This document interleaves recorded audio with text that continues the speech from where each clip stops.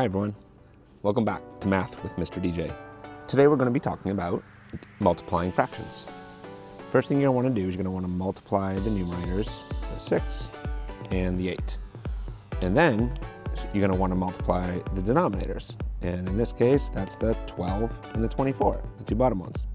What you want to do for that is you want to do something called like cross-reduce. To do cross-reducing, you're going to want to look for the greatest common factor of the numerators and denominators. I have a couple of options here, right? One is you can look for the greatest common factor of, say, 6 and 24. You can do the opposite numerator and denominator. And if you know that the greatest common factor of 6 and 24 is 6, you can divide both of those by 6. So for instance, you could do 6 divided by 6, and that will turn that into a 1.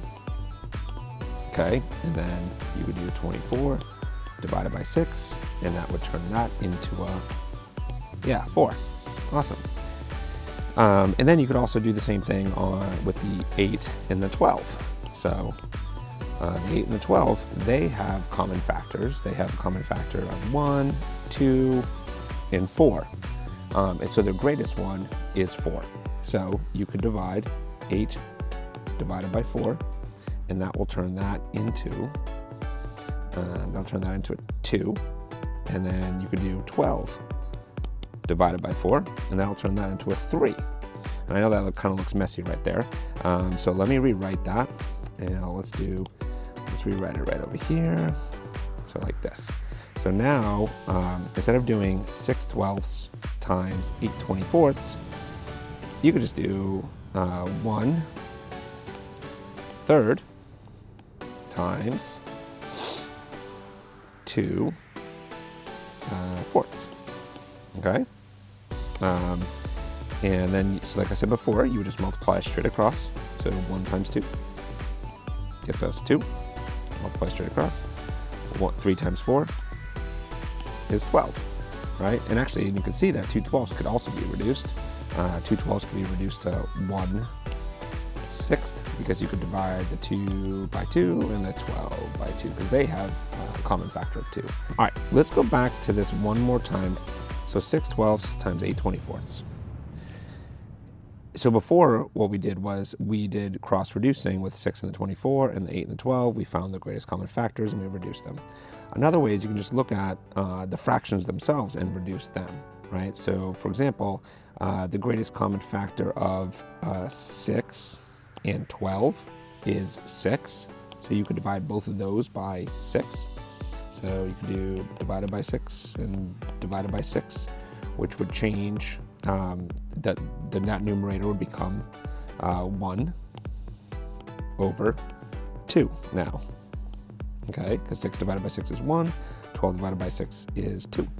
And another way to think about it is 6 twelfths is a half, so that makes sense.